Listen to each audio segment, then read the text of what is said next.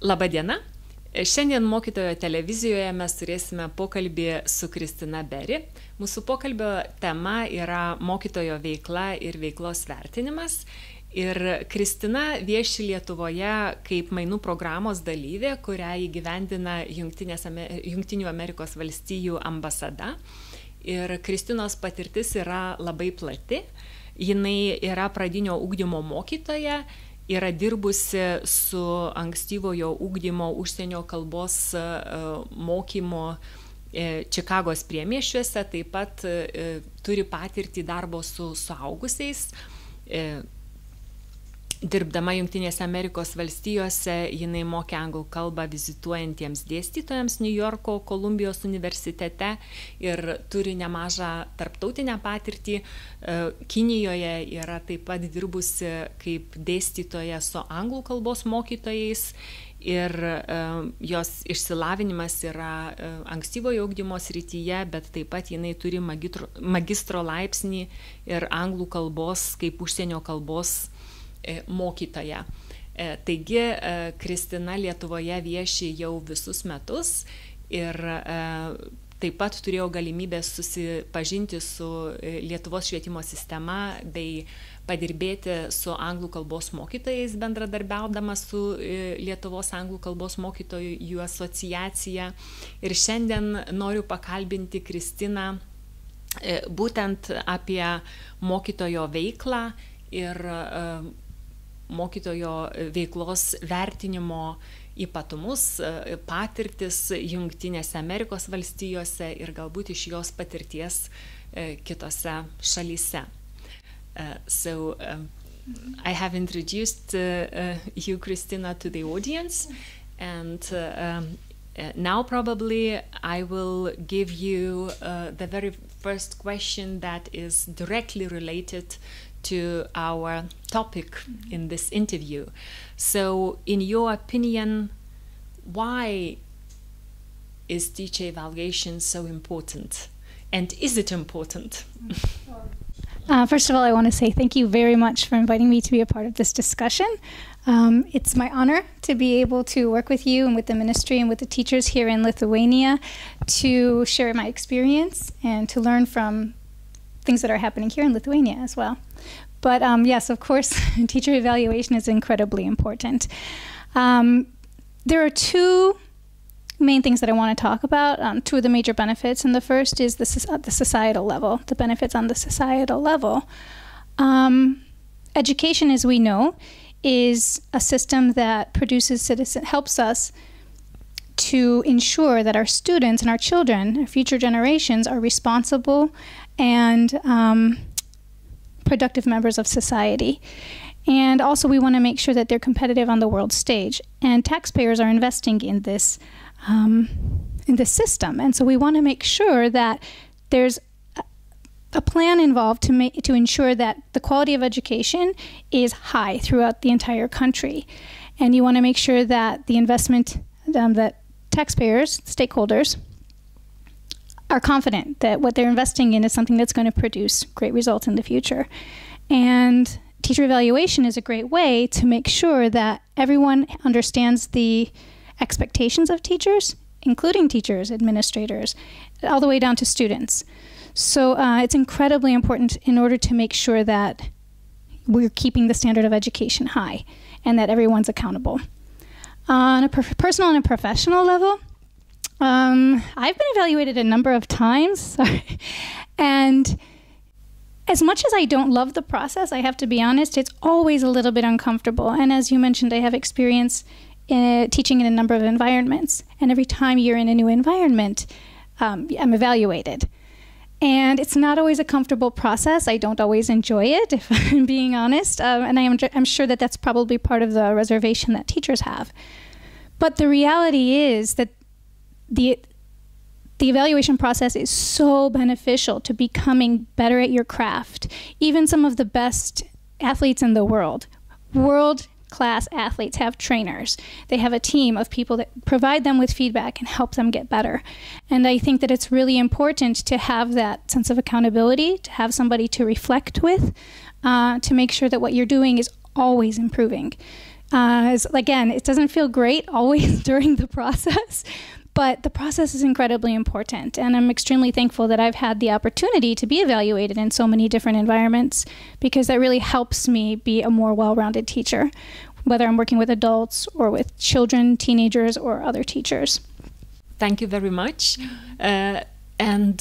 Also I have a more practical question probably to ask, because in Lithuania recently we discuss a lot about the value of teacher evaluation, but also I understand teachers' concerns about the process as well. I believe that deep in their hearts, Lithuanian teachers also think that evaluation is also an opportunity to reflect and get feedback. But on the other hand, as you mentioned, it's not always a pleasant process. So could you please briefly describe the process itself? How does it actually work in American schools? So in the U.S., there are about 50 million students in public schools. So the federal government doesn't really play a large role in terms of setting educational policy. They leave that up to the individual states. So the state I'm from is Illinois. And in Illinois, there are about 2 million students, I believe, 2 million students in public schools, and about 1,000 school districts. So you can imagine that it's a really difficult system to try to have a universal evaluation plan employed throughout. So what they do is each district, I believe here you call them municipalities, each district is responsible for developing its own criteria for teacher evaluation. And what happens is the state sets the regulations, it sets the standards, the number of evaluations teachers are held accountable for, and then the districts devise a plan that best measures where their teachers are and gives teachers feedback for moving forward. Many of the districts kind of model their plan after what other districts are doing, or they purchase a program through different organizations. But I can tell you what's pretty standard. So there's a little bit of wiggle room amongst the districts. It just has to meet the approval of the State Board of Education. What's pretty standard is you'll get about 6 observations in 1 year. So if you're a new teacher for 4 years, it's basically a provisional period. For 4 years, you are evaluated at least 6 times, typically throughout the state of Illinois. 3 of those evaluations are formal. So you sit down with your principal before your evaluation, talk about what the principal will observe, you talk about your development of the lessons, you talk about certain challenges you think may arise during your lesson and how you will overcome those challenges. And then you set a time for the principal to come in and observe your lesson. And the principal comes in typically about a half an hour to an hour and watches what's going on. And then takes notes throughout the observation, and then you schedule an appointment, a follow-up appointment, where you discuss the results. The principal shares with you what he or she observed, talks with you about how you felt the lesson went. You typically type up your own reflection and bring that to this follow-up meeting. So for each of those formal meetings, there are 2 sessions where you meet with the principal and 1 observation. These are the more intimidating evaluations. These are the informal ones. So there are typically about 3 informal evaluations throughout the year as well. Now, for these evaluations, your principal can pop in anytime. Usually they give you a window. They'll say, I'll be in sometime in the next couple of days, or I'll be in sometime in the next week, just to give you a heads up, because they want to make sure that you feel comfortable with, they're coming in. But they don't have to necessarily do that. They just can come in at any time, observe your lesson, type up a reflection, and talk with you. So that's pretty typical. So for the first 4 years, this is very, very standard in the state of Illinois. But some districts they get very detailed. Some actually require principals to observe their teachers about 13 to 14 times a year, with 3 or 4 formal evaluations, but many, many, many pop-in visits, which is a little bit intimidating. But it's pretty standard to be visited and observed and to reflect upon your lesson about 6 times for the first 4 years. After that provisional period, you receive something called tenure, which I think is more similar to your process here in Lithuania. You're offered a contract each academic year, but you're basically, your job security is pretty tight. So after those first 4 years where you've been observed multiple times, the principal decides that this is somebody who's professional and worth keeping on our payroll. So this person pretty much is set. That does not mean they're exempt from being observed. They still are observed every other year or every year, but it's a little bit different. Usually they're being observed on a project that they're doing with their students or on some sort of curriculum that they're working on or developing. So it's not necessarily about instruction, it's more about what they're contributing professionally to the school. You actually mentioned that the principal has the key role in observation process. So it's natural probably that school administration needs to recognize the quality of teaching, but also give support to teachers when they need that. So could you also give a hint about the principal's role, not only in the process, but also in terms of assisting the teachers within the evaluation procedures or with the evaluation feedback? What is the principal's role? How do they act, react, or use the evaluation results? Yeah. Thank you. So a principal's primary role is to ensure that they're giving quality feedback to their teachers. They need to have their pulse, their finger on the pulse of the school. They need to know what's going on, what type of learning is happening. They need to know what resources are available. They need to know the experience that students are having. They also have to have a clear vision of what they want from the school. And that way, during the evaluation process, that principal can always refer back to the school's mission statement and the district's standards for what a teacher should be doing in the classroom and how they should be conducting themselves professionally. So when the principal has a very clear vision of understanding of this vision, he or she can sit down during the evaluation process and no punches will be pulled. Everyone understands this is what's expected, and this is how you can reach our vision. So the principal needs to really have a clear understanding of what they expect from their teachers, and an evaluation tool, an effective evaluation tool, will really help facilitate that conversation between principals and teachers when they're being evaluated. And I also want to add that this evaluation process actually protects teachers as well as principals. So one of the problems I think the concerns teachers have is, will these evaluations be used against us? And my answer to that is no, they're actually there to protect you, because the principal has to follow certain procedures. They have to be transparent about the feedback they've given you. They have to provide teachers, if the teachers are not performing to a level they deem satisfactory, they are responsible for providing professional development to those teachers. And if the principal can't prove that he or she has gone through all of those procedures to facilitate this teacher and to help this teacher become a better professional, that's actually something that protects the teachers. So the teacher can go to the union and say, there was no evidence in any of my evaluations that my principal was concerned about my performance, so there's absolutely no reason for my dismissal. So it can protect teachers in that way.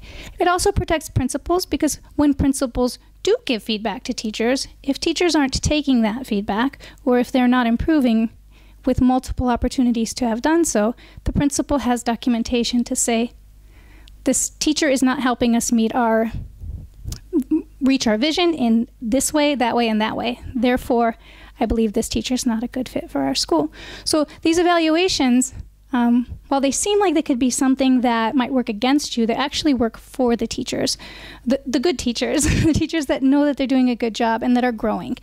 You know, they're not punitive. The purpose of the evaluation is not to say you're a terrible teacher or you're a great teacher, but to take you from where you are to the next level. And if the teacher isn't willing to take that feedback and move themselves to the next level, then I don't really think that that's somebody that should be entrusted with the responsibility of working with young minds. This was very convincing, at least for me. But you might know by now that in Lithuania we don't have mandatory teacher performance evaluation. We have a process which is voluntary to go through to get a higher category as a qualified teacher, and we are in the period when there is both a will and also a push towards mandatory teacher evaluation in Lithuania. I know that you worked in China. Maybe you also worked with other countries, and some countries recently, especially in Scandinavia, such country as Finland, actually retreated from mandatory evaluation because they increased, as I understand, requirements for teachers, and they made a decision to trust teachers as professionals without gathering feedback and without evaluating them formally. So anyway, in Lithuania it seems that we are going towards mandatory teacher performance evaluation.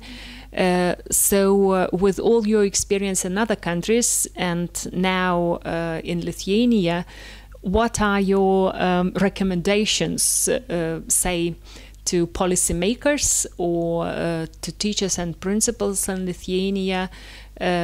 What can we learn from the States or other countries while introducing mandatory teacher performance evaluation? There's a lot to unpack there. I've been in Lithuania for about 8 months, and I've spoken with, to be honest, I have to admit that I was actually shocked to learn. I thought I wasn't quite understanding at first. I was shocked to learn that there isn't a mandatory evaluation process already in place here in Lithuania. And speaking with other people that have been, consultants that have been here, consulting with the ministry, talking to them about what's happening in the European Union.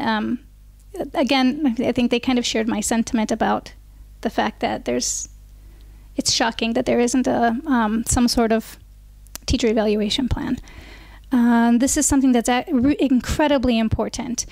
And when I talk to people here, teachers, students, citizens, I'm finding that people in general are less than impressed with the quality of instruction. It still seems to be that teachers are kind of the sage on the stage.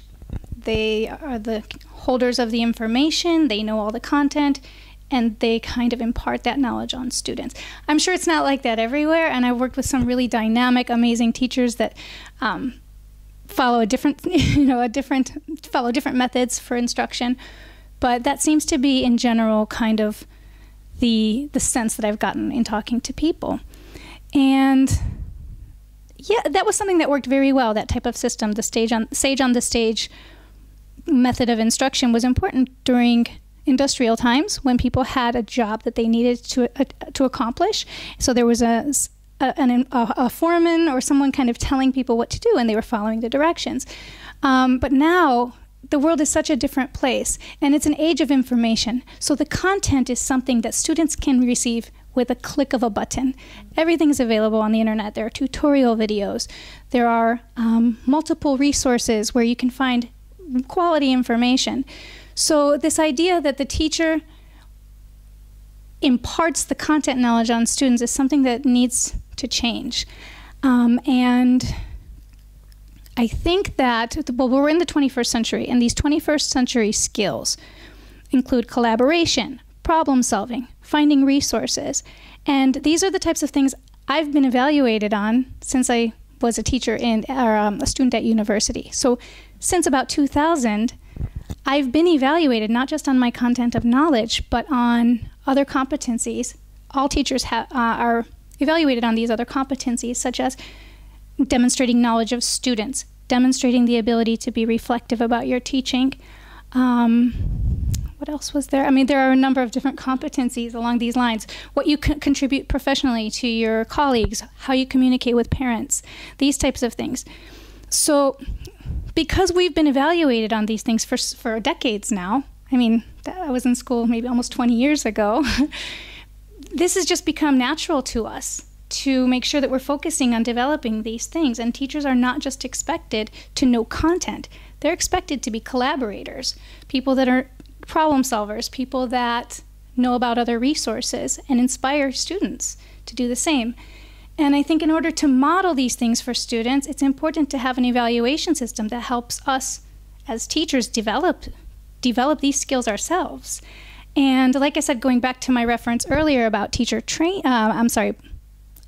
professional athletes, these are the best of the best, and they still need to reflect on certain areas of their craft to get better. And I think some of these things are already happening in Lithuania. Teachers are already being reflective. I mean, they're already knowledgeable about resources, but I think there's a lot of room for improvement in those areas. And I think having an evaluation tool that encompasses all of those different areas of teacher competencies is really going to improve. I mean, I think it would revolutionize education in general here.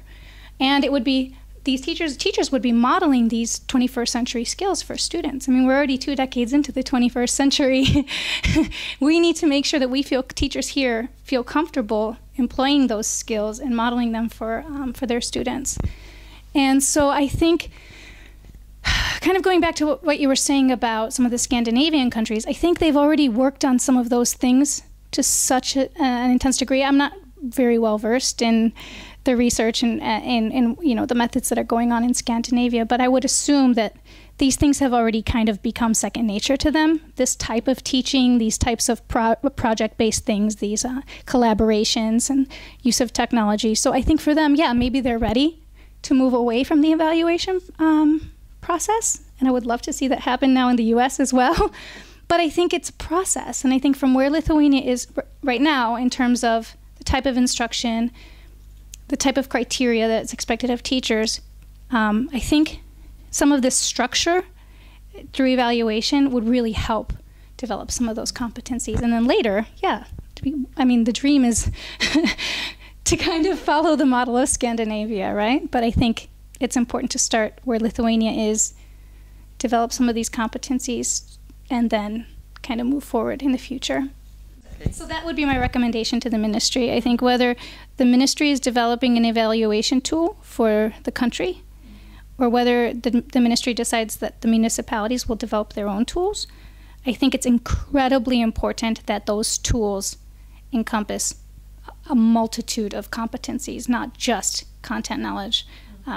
They should definitely include some of those things that I mentioned earlier.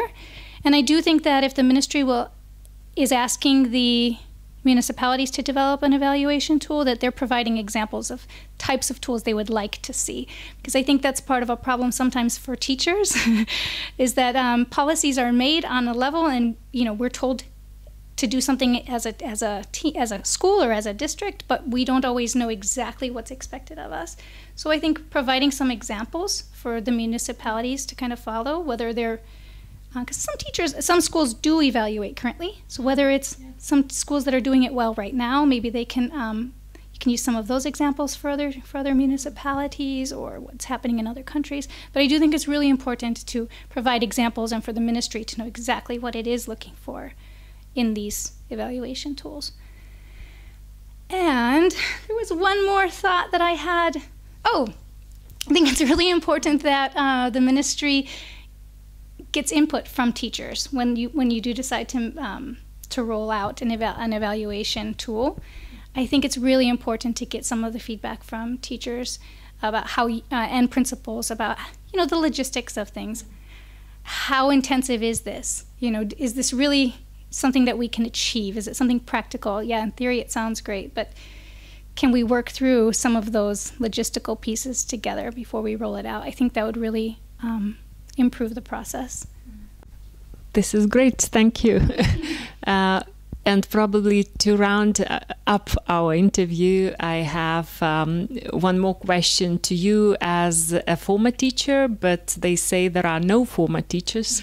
Everyone who is a teacher is a teacher, no matter whether they stand in front of the classroom or not. So as a teacher, could you share with Lithuanian colleagues those probably wisdoms that you developed throughout your career, how to use whatever evaluation is coming their direction for the best, for the benefit rather than for any other things? Yeah, well, I'm glad you asked this. I have a couple of specific examples of how my evaluation really improved my instruction. So the first story goes back to my first year of teaching. My principal came in, and this principal was very, very thorough and wanted to look through my lesson plans as part of the evaluation process. And my lessons were not up to par to her standard. She expected that your plans were so detailed that anybody could walk in on a moment's notice and teach your class. Mine were just bullet points. You know, I had the big idea and a couple of activities and some materials. I mean, that's pretty standard. But she wanted something a lot more involved. And to be honest, I mean, it felt like a punch to the stomach. You know, I mean, yeah, I did know that my lessons needed a little bit of work, but I thought, it seems to be doing the job. The students are enjoying themselves. I'm pretty sure that they're doing well on tests and the results are good. So it felt like kind of like a punch in the stomach. She was extremely critical of my lesson plans. And I'll never forget it. I mean, look, it's made an impact on me. So the fact that she gave me such high standards really did help me improve my lesson planning skills. Now, I mean, you would think I've been teaching, 13, 14 years? And even up to last year, some of my lessons were so detailed. And I didn't always follow my lesson to the T, but I always knew exactly what the objective was. I always know, because I still teach sometimes. I know what the objective is. I know exactly which materials I'm using. So, I mean, her feedback really did improve the quality of my teaching. 2 more examples. I was teaching adults in New York, and I was being observed by my supervisor. And based on my prior feedback, my lessons were so well thought out and so well delivered. It was precision, and she noticed this in my feedback. She said, "What you're doing is great, but what's your theme?" So, for example, I took a skill, an English language skill, such as the present continuous or conditional, and I developed all these lessons. I found these activities online that helped, develop that grammar skill. But I was losing students because some of it was, was voluntary. I was losing students because it wasn't very interesting. I didn't have a theme. So had I chosen a theme, I could have found really great materials that are authentic, like I have a dream speech, to use the conditional, that every child would or could. And so now that I think about my lessons or my planning in terms of a theme, it changes everything. It makes it so much more interesting exciting to find materials. It makes it so much more meaningful for students to work with something that's authentic and that can really, help them think bigger rather than just drilling grammar skills. So I remember that. I mean, these are specific examples. I have one more example of how my last principal helped me with management. So in the U.S., we are expected at any given time to have about 4 or 5 different activities going on in our classroom. It's a lot. And all of these activities need to be meaningful, and they need to be at the different levels of your students. So many of your students work independently while you work at a table with a small group. That's what the majority of your day looks like now as a teacher in the U.S. So you can imagine that you need a very systematic way, you need a very tight management system to make sure that all the materials are accessible to students, that all the expectations are in place, that everybody has a plan, and that they're all working independently and they're on task. So you can imagine it's an amazing feat to be able to manage this whole classroom, meanwhile working with students. And my principal, who observed me, he was pleased with my performance in general, but he did notice that there were a few things that I definitely could have been doing better in terms of putting materials out or keeping track of what they were working on, what students were working on while I was working with other students. So there were all these things I needed to understand about management to make this system work. And so he referred me to another teacher, to other teachers. He had me look at some really great examples of some of the things they were doing. He gave me some books, some videos to help improve my management systems. And it totally worked. It turned everything around. I feel like if I can teach successfully in that environment, I can teach anything anywhere, because it just really helps you be focused on what your students are learning and how they're learning and how they're becoming independent with their learning. So there were those examples. I mean, these are legitimate concerns. I wouldn't tell teachers, don't worry about any of these things. I mean, they are uncomfortable. And anytime something is uncomfortable, you naturally want to resist it.